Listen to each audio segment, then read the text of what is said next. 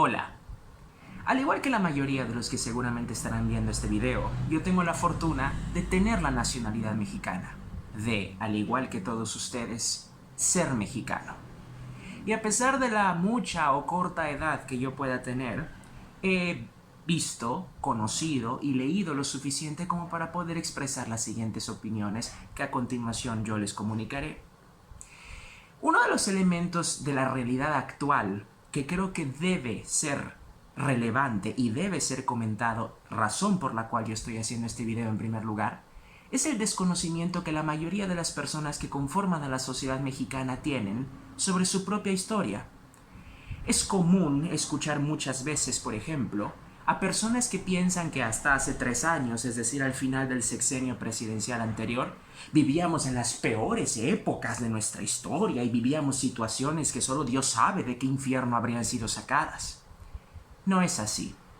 No vivíamos en la peor época de nuestra historia. Ni siquiera ninguno de nosotros ha conocido esas peores épocas de nuestra historia. Pero vamos a revisar los hechos. Nuestro país tiene apenas, y digo apenas porque comparado con imperios de hace 1000 años como Inglaterra, pues es una cantidad muy pequeña de tiempo la que nosotros llevamos como nación independiente, y eso es apenas 200 años.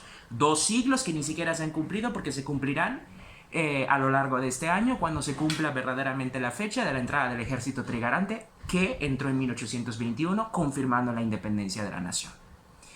Si bien nuestra independencia comenzó a gestarse en 1810, no se completó hasta 1821, por lo tanto apenas este año se cumplirán 2 siglos fresquecitos de ser independientes.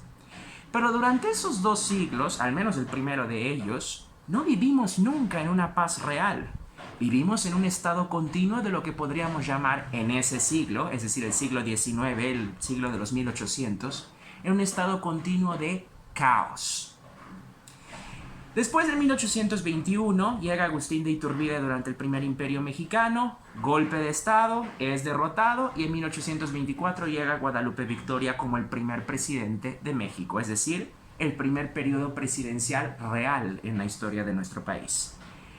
Guadalupe Victoria tiene la virtud de ser, al menos durante las 3-4 primeras décadas de la vida independiente de México, el único presidente que logró terminar su mandato. A él le siguieron más golpes de estado, más conflictos internos, más intentos de rebeliones, matanzas entre los propios caudillos que habían sido independentistas y que ahora pugnaban por el poder y bueno, otra vez el reino del caos. No es sino hasta la llegada de Juárez en 1858 cuando otro presidente logra completar su mandato, esta vez extendido 14 años hasta 1872. Y en esta época tampoco hubo una verdadera paz. Intentos de invasiones, algunos no tan intentos porque lo lograron, de un despedazamiento de la territorialidad mexicana. ¿Por qué? Porque nos fragmentamos en el norte, porque otro país se llevó parte de él, etc. Es decir, el caos volvía a reinar. Pero había un añadido. Mientras que en las décadas anteriores el país todavía intentaba buscar hacia dónde dirigir la ideología que verdaderamente pudiera expresar los sentimientos del país, al menos durante la época de Juárez esa ideología ya había logrado tomar un curso, un federalismo, un laicismo, una independencia de las instituciones religiosas, la institucionalidad de la educación, etcétera, etcétera. Es decir, del simple caos habíamos mejorado y dado un siguiente paso, es decir, la búsqueda de una ideología que pudiera conjuntar los sentimientos de un país. Pero todavía no vivíamos bien, todavía faltaban un montón de cosas que podríamos mejorar. ¿Por qué? Porque no había paz. La paz llegaría hasta otro presidente, cuando en 1884 llega Porfirio Díaz a la presidencia. Porfirio Díaz trajo lo que hasta ese momento la nación mexicana no había conocido nunca: la paz.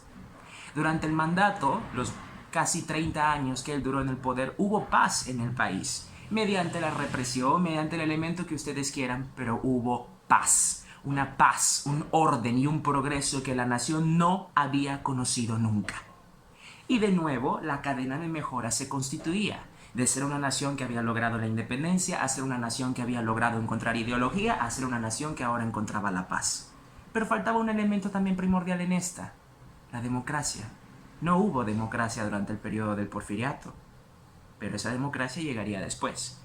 A Porfirio Díaz lo tunde la Revolución Mexicana, una época que si bien empezó como un orgullo nacional para la búsqueda democrática, terminó siendo una guerra intestina donde los mexicanos mataban a mexicanos, ¿no? Como la pintura de Saturno de Francisco de Goya devorando a sus hijos, bueno, así se convirtió la Revolución Mexicana. Una guerra intestina que devoraba todo a su paso.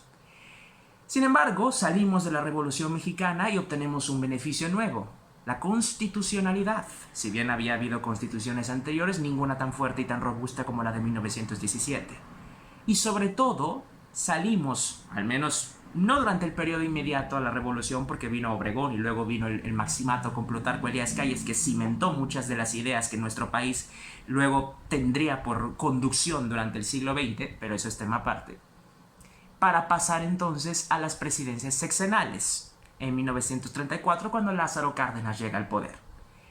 Con la llegada de Cárdenas, para después llegar a Vila Camacho, Alemán Valdés, Ruiz Cortines, López Mateos y todos los demás, tenemos una nueva cosa que México no había visto hace muchísimo tiempo: la sucesión presidencial. Si bien no podemos decir que había una democracia total y rampante, porque no la había, porque había una hegemonización por parte de un solo partido, al menos sí podemos decir que existía la sucesión del poder. Algo que en el siglo pasado no se había conocido para nada. ¿Qué significa que el poder se pueda suceder de una persona a otra? Paz, orden y sobre todo institucionalidad. ¿Por qué? Porque cuando una persona llega y se enquista en el poder, como lo hicieron antes los mandatarios mexicanos, antes de 1934 estoy hablando, no existe el orden y no puede existir la verdadera representatividad de los miembros de la sociedad para querer llegar a la presidencia, lo cual es una virtud que muy pocas naciones conocían en ese momento y que hasta el día de hoy muy pocas naciones conocen con el orden con el que lo pueden conocer. El hecho de que un presidente llegue, tenga su gabinete, tenga sus reformas, tenga sus ideas y se vaya y adiós, nadie lo vuelve a ver. Y con nadie lo vuelve a ver me refiero a no se mete dentro de la vida presidencial como tal, como un balde que intente mojarlo todo. Puede permanecer en la política, pero ya no él es el presidente. Y viene otro con su gabinete, con sus ideas y con sus reformas. Eso México no lo había conocido. Y eso México lo conoció al menos hasta el año 2018, que fue la última sucesión presidencial, que es la que estamos viviendo hasta ahora. 14 presidentes sexenales desde Lázaro Cárdenas hasta Peña Nieto. Ninguna otra nación latinoamericana se puede jactar de poder decir que tuvo ese privilegio. Durante todo el siglo XX nosotros podemos ver a todo el desfiladero de dictadores que vieron a la luz en Latinoamérica. Rojas Pinilla en Colombia, Videla y Perón en Argentina, Pinochet en Chile, Odría y Fujimori en Perú y bla bla bla. Otra sucesión de dictadores por todo el continente. Nosotros no. La sucesión presidencial fue nuestro siguiente gran avance, fue nuestra siguiente gran virtud, pero todavía faltaba mucho por avanzar. ¿Qué es lo que seguía? La verdadera democracia.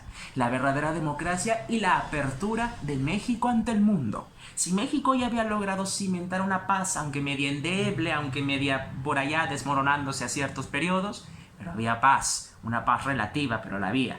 Lo siguiente era abrir México ante el mundo, mostrar México al mundo, abrir la economía. Y eso no llegó hasta al menos 1988, con la llegada de Salinas de Gortari al poder. Con él, la economía se abrió, y se abrió de una manera potentísima, donde antes nosotros creíamos que éramos como una suerte de aldea, donde solo lo nuestro podía comerciarse en el país. Ahora se comerciaban productos del extranjero, había tratados de libre comercio por todas partes, la nación se había revitalizado frente al mundo. Pero faltaba una cosa, la verdadera democracia, el hecho de que un partido no domine el panorama político de un país y que sean directamente las elecciones y el voto del pueblo el que lo haga. Y eso llegaría con las elecciones intermedias de 1997 para después las presidenciales del año 2000. Y voilà, el último reducto, digamos, de institucionalidad que hacía falta, ya lo teníamos. México había logrado su independencia para después lograr una ideología que lo conduzca, para después lograr la paz, para después lograr la institucionalidad de la sucesión presidencial, para después lograr la apertura económica, para después lograr la verdadera democracia. Ahora, después de haber logrado todas esas grandes transformaciones y todas esas grandes virtudes y privilegios que ahora teníamos como vida institucional y como vida democrática en el país, ¿qué es lo que seguía? seguirnos conduciendo de la misma manera y perfeccionar todos los errores que en las presidencias anteriores se hubieran tenido. Seguir revitalizando la vida democrática de la nación, educar a la población para que democráticamente ellos tengan conciencia de lo que es la verdadera democracia, de lo que han sido los grandes cambios en el país y de sobre todo ser capaces de participar en la vida democrática del país y de elegir correcta, racional y pensadamente a sus gobernantes. Eso es lo que hacía falta. Sin embargo, bueno, como todos los países y como en la mayoría de las historias que se avecinan no van a terminar muy bien, hubieron tropiezos. Y esos tropiezos fueron encausados, enarbolados como un estandarte por una persona que deseaba buscar el poder. Y esa persona ya lo tiene a día de hoy, porque lo consiguió el 1 de julio del año 2018. Y ustedes saben de quién estoy hablando.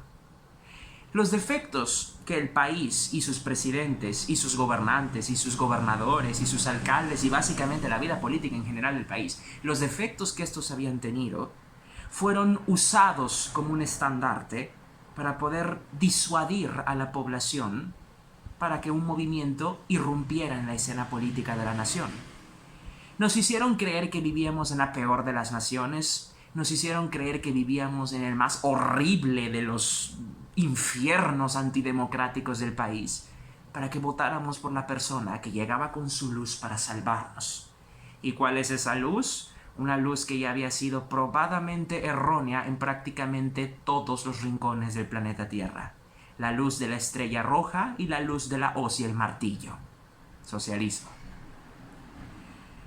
Sin embargo, México, que poco conoce de su historia, le creyó verdaderamente que vivíamos en una situación inexcusable, que vivíamos en un sitio horrendo y que la única forma de poder salvarnos era votar por esta persona.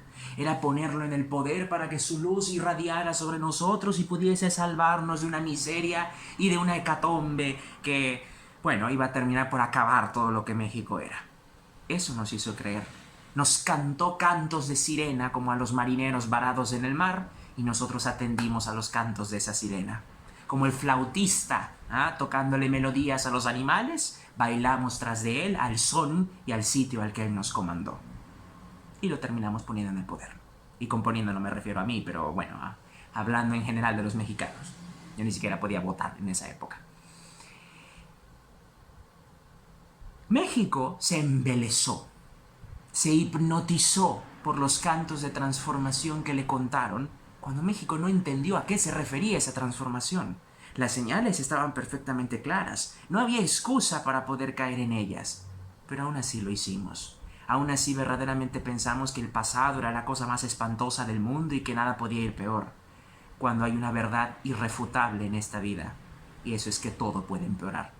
Todo puede empeorar, y depende de las personas el no hacer que empeore y se mantenga al menos como estaba, o intentar mejorarlo. Y en nuestro caso, ninguna de las dos, porque se terminó votando por la peor de las opciones y por la única persona que verdaderamente derrumbaría todo lo que ya habíamos logrado transformar para convertirlo en lo que sea que hoy estamos viviendo. ¿Y ahora qué pasa?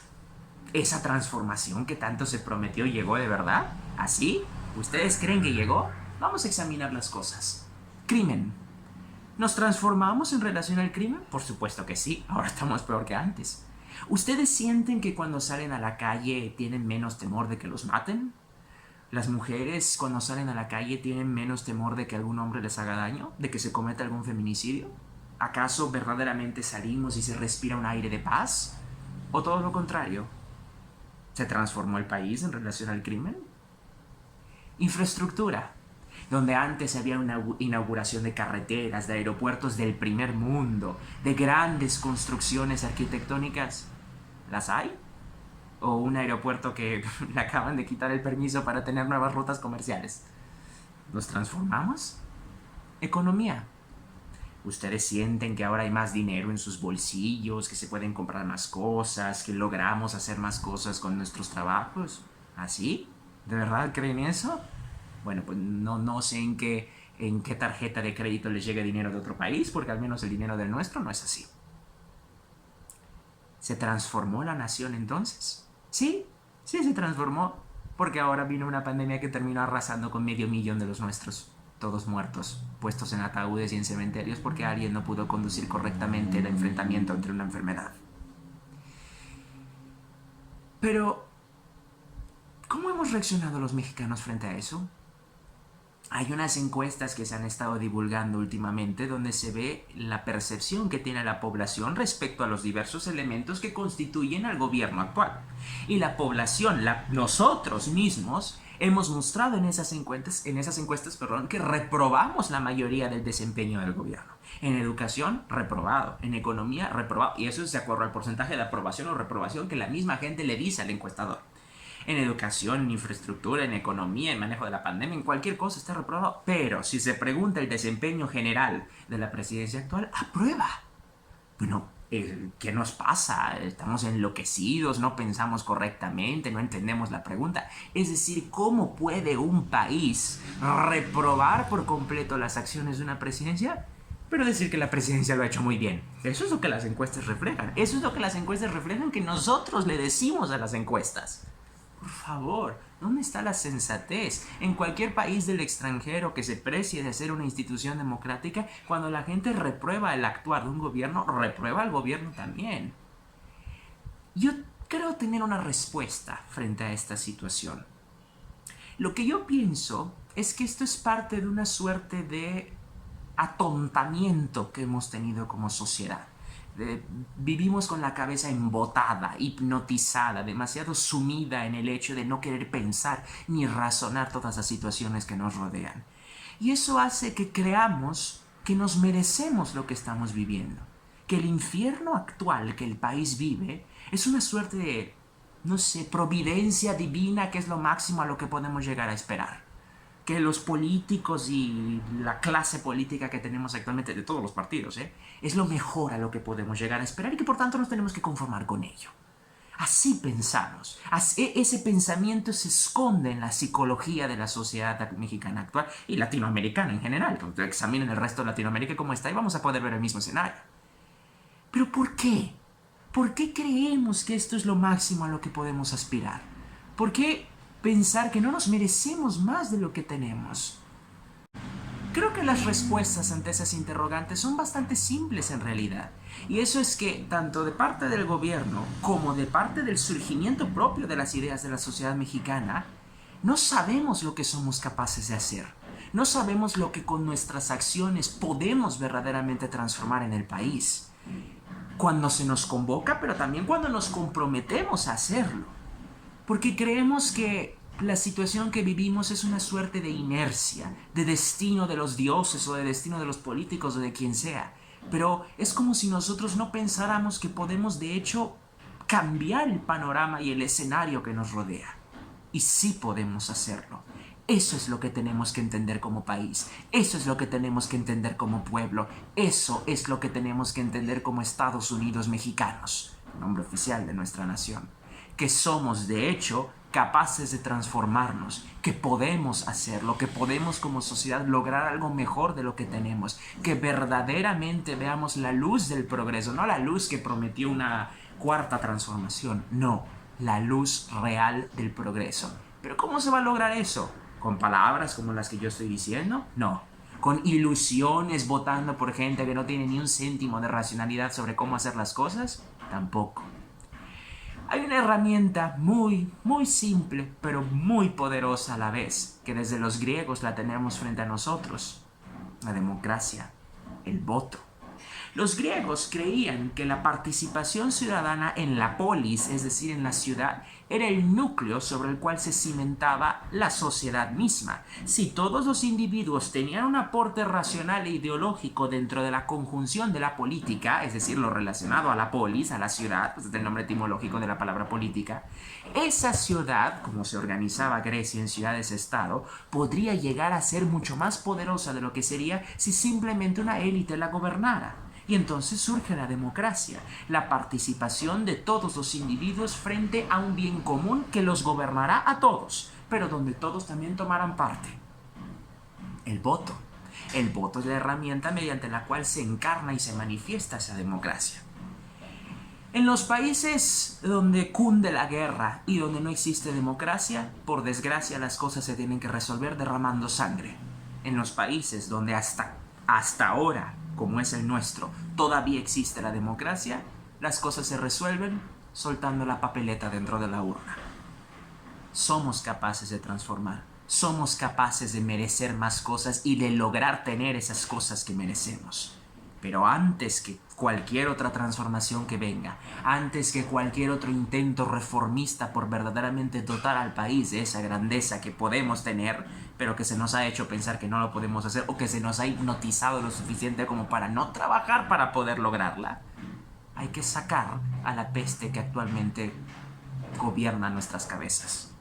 Y eso solamente lo podemos hacer mediante el voto.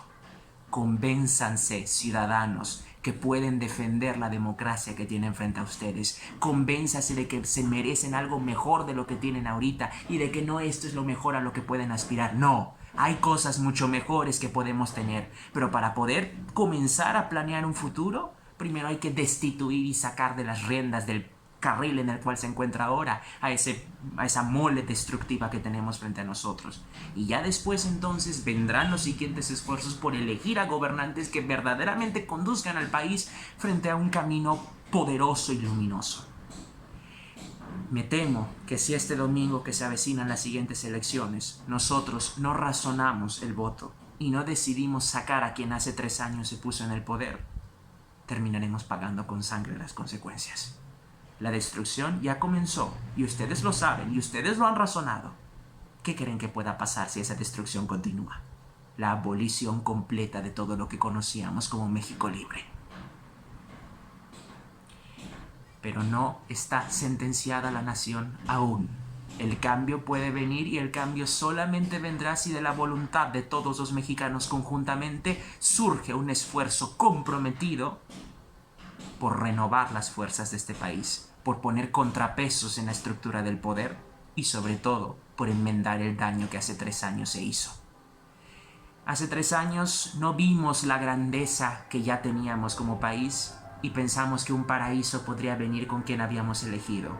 Hoy parece que no logramos ver el infierno que actualmente se encuentra sobre nosotros, y si seguimos sin verlo, ese infierno se terminará transformando en algo peor. Fuimos ciegos al no ver lo que teníamos. No volvamos a ser ciegos otra vez. Este es el último reducto de posibilidad y de democracia que todavía nos queda, y dependerá de todos y cada uno de ustedes y de mí si continuamos con ella y podremos sacar al país de este bache temporal en el que se encuentra, o si somos nosotros quienes lo sentencian a la miseria total e irrevocable.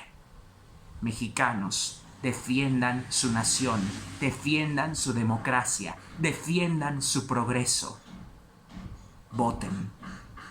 Y no voten por ya saben quién. Gracias.